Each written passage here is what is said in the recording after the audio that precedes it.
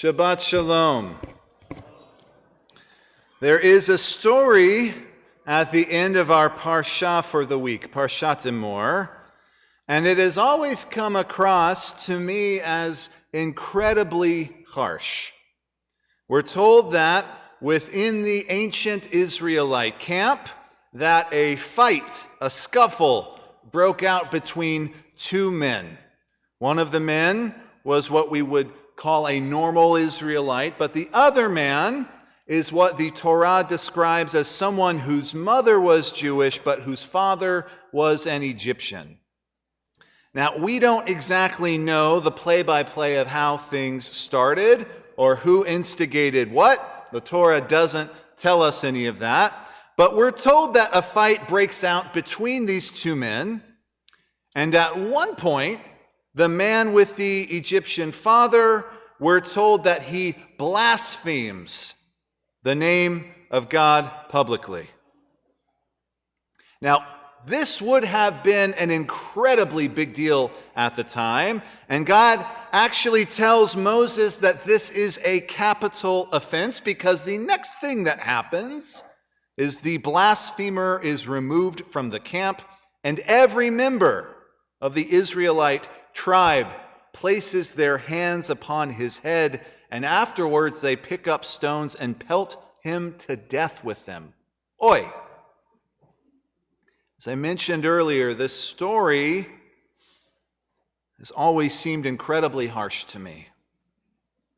Now, what I find interesting is that this obviously sounded to the rabbis and the sages of our tradition as likewise pretty harsh, because they created what we call a midrash, or an alternate version of the story to fill in some of the holes of the details.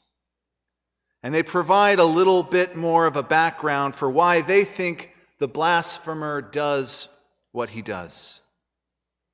When you read their version of the story, it sounds like a bunch of Jewish lawyers wrote it, because the whole anecdote revolves around litigation.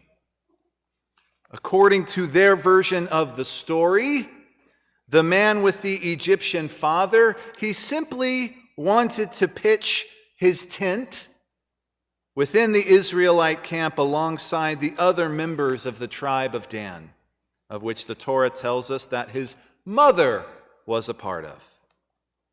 However, while he begins the process of erecting the tent, his new neighbors are not so keen on what they consider a half-breed moving in next to them. And they selfishly tell him that he's not allowed to put his tent there. This infuriates the man. And he tells them, "But I am of the tribe of Dan. I'm just like you." To which they basically say, "No, you're not." So what happens next in this very Jewish story? Well, he does what any good Jewish boy would do. The man takes his neighbors to court in this midrash. And according to the story, the court ruling sides with his neighbors, essentially telling him that in order to be considered a part of the tribe of Dan, your father has to likewise have been affiliated with it, and therefore this man was not allowed to set up his tent in this particular location within the camp. It was only after this, the rabbis say, that the man with the Egyptian father exited the courthouse and confronted his neighbors violently, uttering God's name in blasphemy out of the deep hurt and rejection they caused him. For the sages of our tradition, everyone in this story was complicit in this horrible situation. And the real sin and the real tragedy of this anecdote was that the tribe of Dan didn't welcome their neighbor, a commandment that the Torah mentions no less than 36 times. Now, if I'm being honest, this midrash has always seemed pretty harsh to me as well. But I've always been comforted in the fact that this is only a story. But earlier this week, while I was driving around and listening to the news, I heard about a true story that took place right here in the Lone Star State just last month. It sounded eerily familiar to the tale I just told you.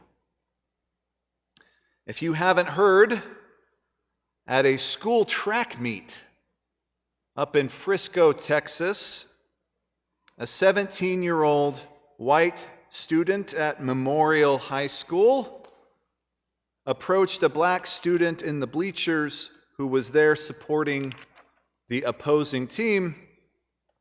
And the white student told him he had to move out from under the Memorial High School tent that had been set up in the bleachers of the stadium. After a tense argument and subsequent altercation that I am sure will be talked about in the court system for months or years to follow, allegedly the black student pulled out a knife from his backpack and stabbed the other student once in the chest before fleeing the scene. The white student died shortly thereafter.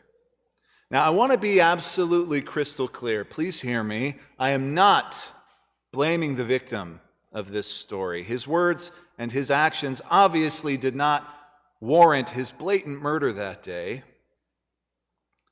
But as I drove around listening to this story, I couldn't help but wonder, would things have gone down differently if both parties had decided that they could in fact share their tent together? My dear friends, I share these stories with you not to bum you out on Shabbat, and certainly not to derail such a happy occasion like the wonderful bar mitzvah that we are celebrating this morning, but rather, I speak of these things to encourage you to uphold the mitzvah of welcoming the stranger. Our Parsha speaks of all the things that the ancient Kohanim, the priests, would have to abide by to maintain their holiness in order that they could interact with the divine in the tabernacle and later the temple. And yet it leaves us in our Parsha with a story where we see the results of what can happen when we forget to see the face of God in others.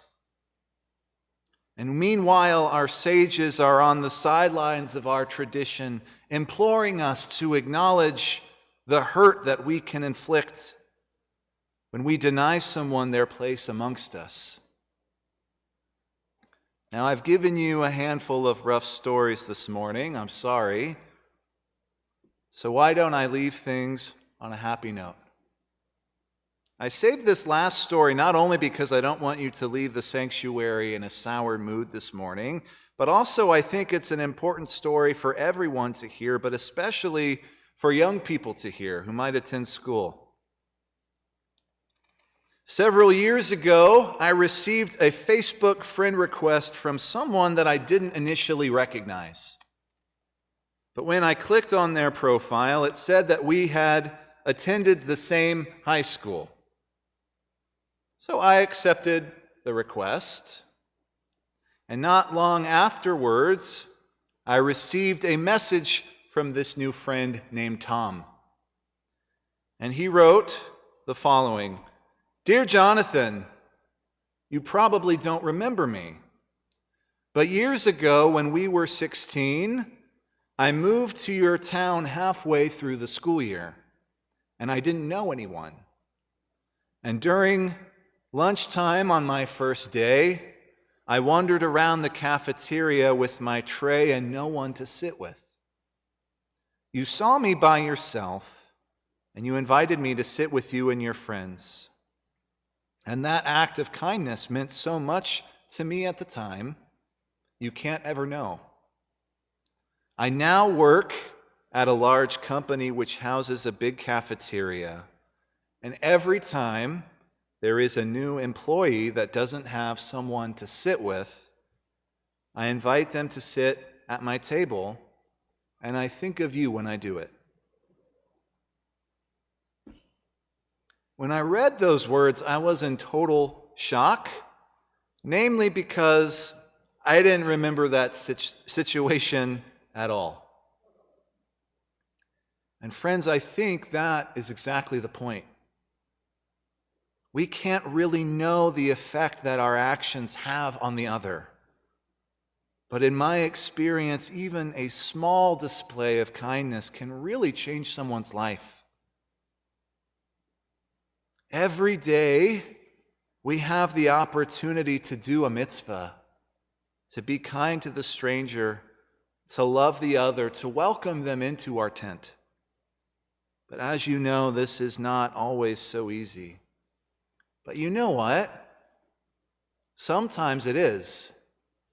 Sometimes all it takes is a small kind word or even a little gesture. Sometimes all it takes is allowing the other to reside next to you. The priests in our Parshat had to maintain their holiness, and so do we. We are commanded to be holy. And we are instructed to be like Avraham Avinu, Abraham our father, who the Torah says, instead of shunning the strangers from his tent, ran to them and welcomed them with open arms. This morning, my dear friends, I encourage you, I implore you, I beg you, be the open tent that you can be, and let the stranger reside amongst you, because this is perhaps the holiest thing you can do. And when you do this, you allow God to reside amongst you as well. Shabbat Shalom.